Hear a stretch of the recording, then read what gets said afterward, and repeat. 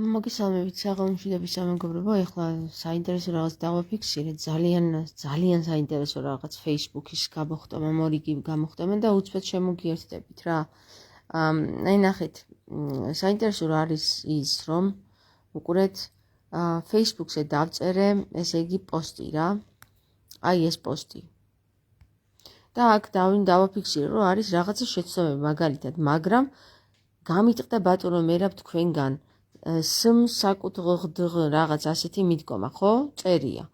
ესო დავაფიქსირე, შევცვალე ტექსტი აი ამ ტექსტით. ნახეთ? შევცვალე ტექსტი, მაგრამ გამიტყდა ბატონო მერაბ თქვენგან ამ საკითხთან დაკავშირებით ასეთი მიდგომა. ხო შეიცვალა ტექსტი რა. გავიდა რაღაც წუთები და ტექსტში ისევ დაფიქსირდა აი ეს შეცდომა. მაგრამ გამიტყდა ბატონო მერაბ თქვენგან ამ საკუთღზნ და ასეთი მიდგომა. აი წარმოიდგინეთ რა, Facebook-მა რამდენჯერმე შევცვალე ეს ტექსტი, შევამოწმე, შევასწორე, აი ქვემოთ როგორც არის ტექსტი ჩასწორებული, ხო? მაგრამ გამიტყდა ბატონო მერაბ თქვენგან ამ საკითხთან დაკავშირებით ასეთი მიდგომა და რამდენჯერაც არ შევასწორე, იმდენჯერ ისე შეცდომით ჩაასწორა Facebook-მა. როგორიცით, ხო შეასწორა, დავინახე რომ შეასწორა, შემდეგ რამდენიმე წამის მერე აკეთებს ესე თეთრდება ეკრანი და ისევ შეცდომით წერს რა. და საბოლოო ჯამში ეს დავასკრინშოტე და ის პოსტი, რომელზედაც შევასწორე 5 ჯერ ტექსტი, Facebook-მა ისევ შეცვალა. საინტერესო რა არის იცით მეგობრებო? ასე ამგვარი რაღაცები ძალიან ხშირად ხდება Facebook-ზე, რომ ძირითადად ტექსტს წერ ნორმალურად და Facebook-ი იმენა მისწორებს. როგორც ჩანს Facebook-ი მისწორებს. მე მეგონა ჩემი ტელეფონის ბრალი იყო რა. მაგრამ ეხლა დავაფიქსირო, რომ ჩემი ტელეფონის ბრალი ეს არ არის, ამას აკეთებს Facebook-ი. Facebook-ი სპეციალურად ამახინჯებს ჩემს დაწერილ სიტყვებს, რომ იყოს რა თქმა უნდა, ალბათ სხვებისთვის სასაცილო, ან გაურკვევლად ვერ წაიკითხო რაღაც რა. ესეთი საზიზღრობა მე ცხოვრებაში თუ მენახოს Facebook-ო, ფუი შენ მართლა რა.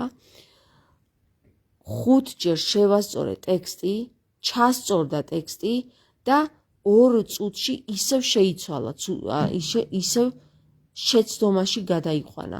წარმოგიდგენიათ რეებს აკეთებს ეს საზღარი Facebook-ი და განსაკუთრებით ახლა იმ პირებთან დაკავშირებით, ვისთანაც უკვე იციან, რომ მე ჩემი კრიტიკული აზრი მათთან მიმართებაში არ უნდა დაფიქსირდეს და აი ესე უშლიან ხელს რა. როდესაც აი აქ დავწერე ისევ აი შეცდომით იყო რამდენიმე სიტყვა, შემდეგ ჩავასწორე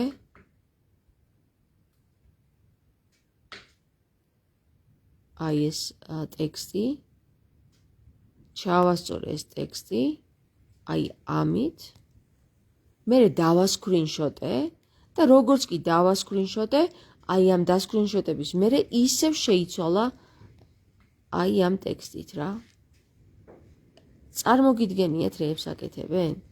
გარდა ამისა, მინდა გითხრათ რა, რომ ნებისმიერი ის ადამიანი, ვინც დაიწყებს ზვიადისა და მერაბის განკითხვას იმისთვის, რომ ხალხს არ მოუწოდეს.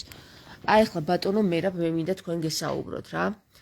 მე ძალიან კარგად მესმის თქვენი პოზიცია, რომ სხვა გზა არ გაქვთ და აუცილებლად უნდა დაიჭიროთ ილია მეორეს მხარე, იმიტომ რომ სხვა გზა არ გაქვთ, თქვენ მასთან მუშაობთ და თქვენ სხვანაირად არ გამოგივათ. თქვენ ხართ ჩაჭერილი იმ პირების მიერ, რომელ პირებმაც მთლიანად სრულიად საქართველო ჩაიჭირეს, მე თქვენი ძალიან კარგად მესმის.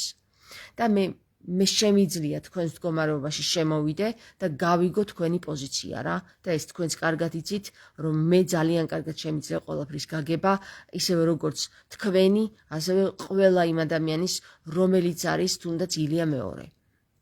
რაც შეეხება იმას, რომ თუ ვინმე მერაბ კოსტავას და ზვიად გამსახურდიას, მე არც ზვიად გამსახურდიას მიმდევარი ვიყავი და არც მერაბ კოსტავას მიმდევარი არანაირად მე მაშინ ვიყავი 2-3 წლის, მაგრამ მე მინდა გითხრათ რა დღევანდელი გადმოსახედიდან როგორი ვითარებაც მე გავარკვიე რომ რა ხდებოდა იმ დროს ვერავითარ შემთხვევაში და არავის არ მივცემ იმის უფლებას რომ ან მერაბ კოსტავა ან ზვიად გამსახურდია განიკითხოს რა ისევე როგორც თქვენ დაახასიათეთ ამ ვიდეოში ბატონი ერეკლეშონიას მიერ გაზიარებულ ვიდეოში ხომ ისე როგორც თქვენ ზვიად კოსტავა და მერაბ გამსახურდია და მერაბ კოსტავა დაახასიათეთ აი ამას მე კი არა ვერც ერთი მისიანი ვერ აგიტანთ რა და ძალიან გთხოვთ ზუსტად გაიგოთ ის რასაც გეუბნებით ახლა რა მერაბ კოსტავა და ზვიად გამსახურდია საქართველოს ეროვნული საქართველოს როგორ გითხრათ სულისკვეთებით აღსილი ადამიანები რომლებიც ცდილობენ რომ თავისი საკუთარი ენა და საკუთარი კულტურა დაიცვან, ენა, მამული, სარწმუნოება დაიცვან და ხალხს მოუწოდებენ იმას, რასაც მოუწოდებდნენ მაშინ, თქვენ ამას ამტყუნებდეთ და ამართლებდეთ ილია მეორეს, რომელიც ამბობს, რომ მოდი მოვტყდეთ აქედანო. მე არ მეგონა, რომ თქვენ ასეთი სულისკვეთების იყავით, ბატონო მერაბ, მე ცოტა სხვანაირად დაგინახეთ თქვენ, მაგრამ კიდევ ერთხელ ვიმეორებ რა, ალბათ ვიმედოვნებ, რომ თქვენ სხვა გზა არ დაგიტოვეს იმ ძალებმა, რომლებიც თქვენს უკან დგანან და რომლებსაც ჩაჭერილი ყავხართ თქვენ და თქვენისნაირები. თქვენნაირები. აქედან გამომდინარე, ზვიად გამსახურდია და მერაბ კოსტავაც იმ მომენტში, რასაც ამბობენ, რომ ჩვენ სხვა გზა არ გვაქვს და ჩვენი ენა და ჩვენი მამული უნდა დავიცვათ ასე თქვენ რა ილია მეორეს ამართლებთ იმაში რომ ზვიად გამსახურდია და მერაბ კოსტავა გაწირა და თქვენ ვითომ გული დაგწყდებოდათ იქ ქალები და ბავშვები რო დახოცილიყვნენ თქვენ ამას ამბობთ რომ ეს ორი კაცი გავწიროთ მთელი ერის გაწირვასო რატომღაც ფარისევლების მდგომარეობა ხომ არ მახსენდება თითქოს და სადუკევლების თქვენი პოზიცია კარგად გადაამოწმეთ. რომელ პოზიციაზეც გახართ? ილია მეორე იქ იყო მარიონეტი, რომელიც ქვეშ უკაცრავად და იკუკავდა, რომ იქ ბომბები არ მოხვედრილიყო მას.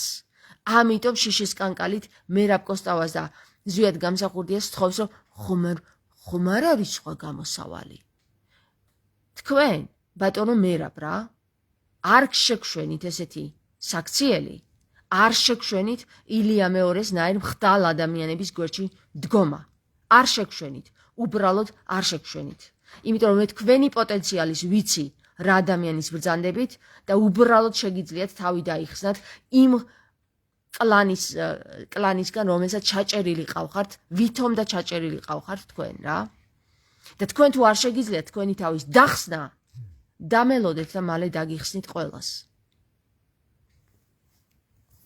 მიუხედავად იმისა, რომ თქვენგან ძალიან ბევრი დაცინვა და ჩემი სახელის გატეხვა ავიტანე და გადავხარშე და გადავიტანე, ხომ? დამელოდეთ და მე თვითონ დაგიხსნით ყველას. თუ თქვენ არ შეგიძლიათ იმ კლანის მიერ დახსნა თავის, რომელ კლანსაც ილია მეორე ეჭირა. ყურებით და თქვენს როგორც ჩანს ასე არის, ყურებით უჭირავხართ. უჭერია. თქვენი თავი იმ კლანს, რომელიც ის იერუსალემში. დიახ.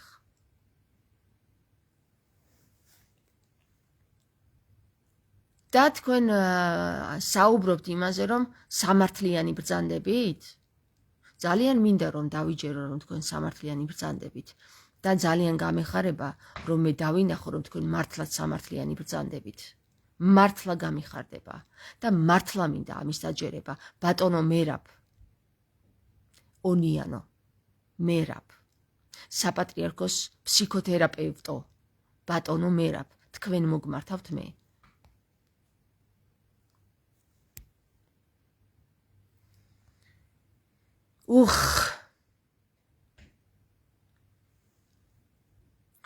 დაგემშვიდობებით მეგობრებო და ძალიან გთხოვთ ყურადღებით იყავით რა. ძალიან გთხოვთ ყურადღებით ვიყავით.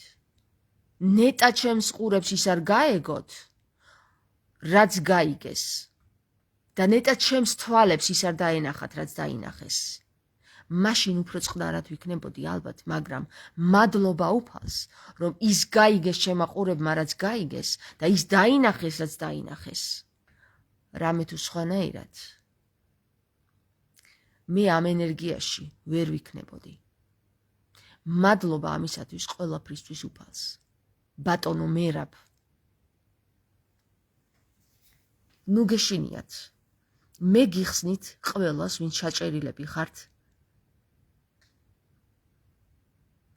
იმ დიდი გოლიათის მიერ, რომელიც ამდენი ხანია ცდილობს საქართველოს განადგურებას და ვერაფერს ვერ ახერხებთ მის წინააღმდეგ.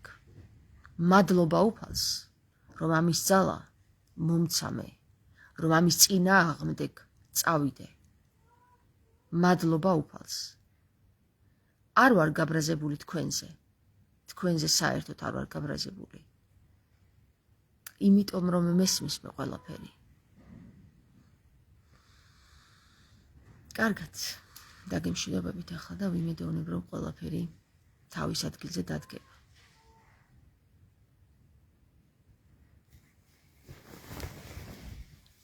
რა არის დედიკო?